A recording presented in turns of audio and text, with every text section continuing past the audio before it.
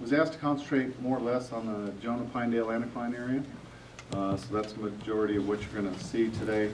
Thought I'd go into a little bit of the history of why we're doing so much intensive work there. It's basically a newer field in the last 20 years, but it has really produced archaeologically significant materials.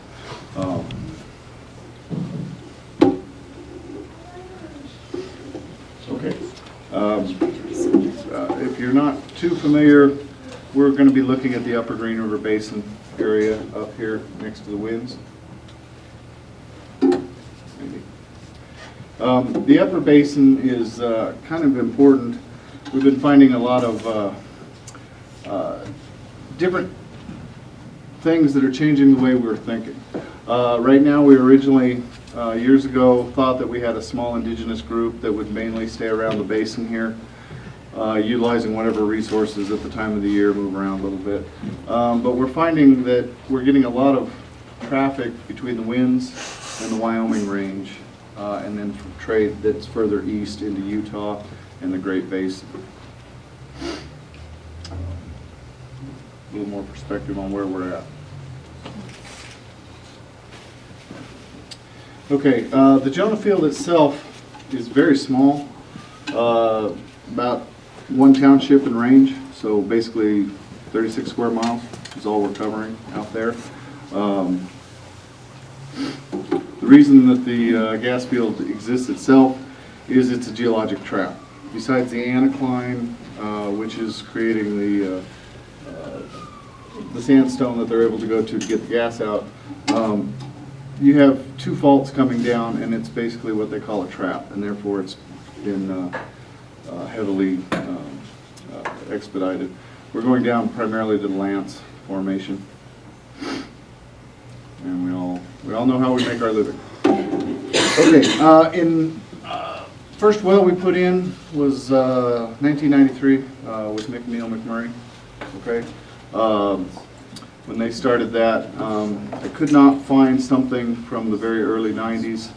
Wanted to show you that this is just an aerial photo and how much we've developed over the years to explain why we're doing such intensive work and what we're finding down there. As you can see, there was nothing. We started putting a few wells in.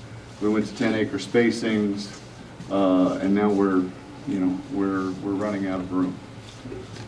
There's talk of going to 5-mile spacings. There's also they're doing two 5,000-foot vertical shafts to see if they can hit the formations correctly. The reason this is different from a lot of other areas, you guys have coal bed methane up here. You're used to shallow wells that have to be kind of close together. These are deeper wells. These wells run 9 to 12,000 feet. The reason that they're so close together, I think the best analogy I've ever heard of all these meetings, take a bowl of potato chips.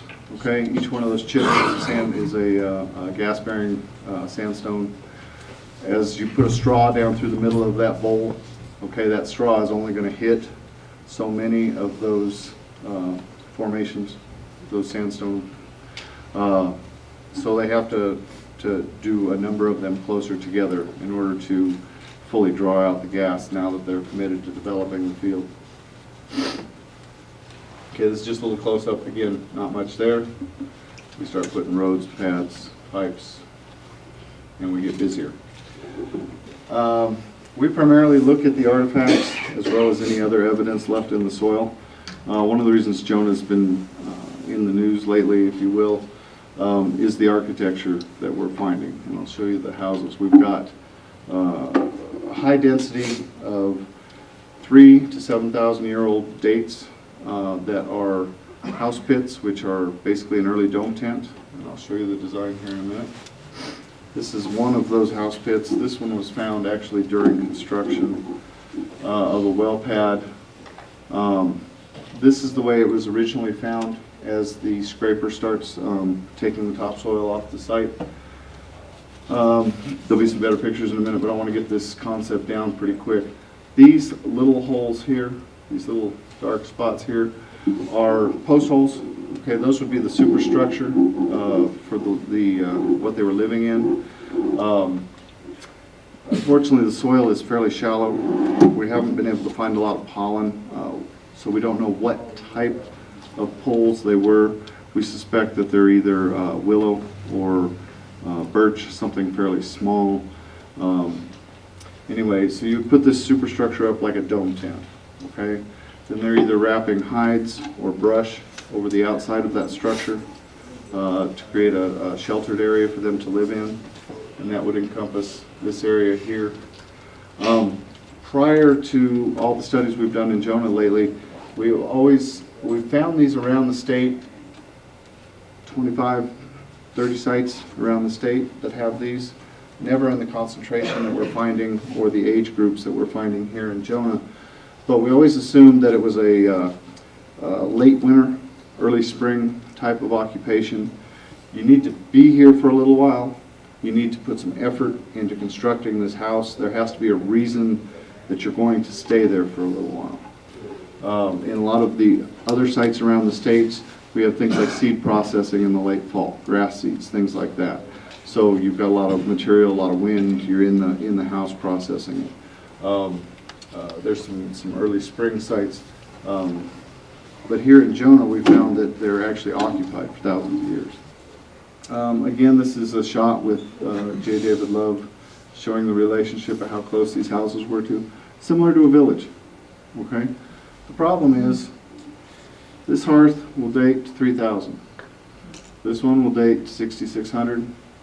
This one will date to 7200.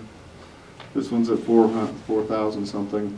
So we know these houses are continually maintained, okay? In other areas, Crook's Gap, out in the Red Desert, we've found house sites where they've had a house 500,000, 2,000 years later. They come back to the same area at the same time, so they're building another house. But generally, you'll see it superimposed onto another one. In Jonah, we find absolutely no evidence of rebuilding houses, basically, okay? So they're constantly maintained. One of the enigmas in Jonah is it's hard to believe that a brush structure, however long, maintained, sits out there for thousands of years. I mean, there's prairie fires, there's all kinds of things that happen. Brush doesn't last that long. We're talking about sagebrush, we're not talking about timber. The porosity of the plant itself, even dry, isn't going to last that long with the wet and the hot summers. But for whatever reason, they're continually coming back here and maintaining these houses and reusing them. The problem with that we're having is I see all these wonderful artifacts here. Typical house will generate no more than 100 artifacts. Okay? 80 chipstone, a couple of little things, and that's it. If you've got people coming back, even if you came back every 100 years, okay, for that many thousands of years, you're looking at 40, 50 occupations that house should have been utilized in. We would expect more debris. Today, think of the litter you see on the highway. It was no different back then. They made their tools, they did their activities, they left materials. They didn't police their area. They weren't real green, if you will. So, that many occupations, we expect to find a lot more materials with these houses, and we just don't. I wish I could tell you why, but we don't. Heavily utilized over a long period of time, whatever they're doing. We've thought about plant processing and collecting, again, without the pollen. We can't prove that. Biscuit root, desert parsnip, sago lilies, those kind of things all come up in the spring. They're all an important food source. They can be collected early, but maybe they're just collecting them and not processing them. If they're just piling up that biscuit root and things and letting it air dry as opposed to baking it into a flour at that point, then maybe that would explain the lack of artifacts. Maybe if we've got digging sticks that aren't preserving and piles of old vegetables that aren't there anymore, then maybe that's why why they're so intense in this area. It's also been postulated that they're putting clothing or something in those storage pits. And again, moving it as they move either in the spring or the fall from the winds to the Wyoming Range. It's a fairly direct route along that sand draw. Okay, you can hit the Green River and come up Sand Draw, you hit the New Fork, and then you're up in the mountains. So if you're dependent on water sources from one mountain range to the other, it's a very natural corridor. That may explain why. We've also thought that, again, because they're used so many thousands of years, maybe it is just a weigh station. It's a bus stop. You're stopping, you're staying, you're moving on. While you're there for a night or two, you do a little repair because you appreciated the fact that you could get out of the weather and you want to do it for, you know, your son's clan when they come through down the road. Don't know. Wish we had that time machine.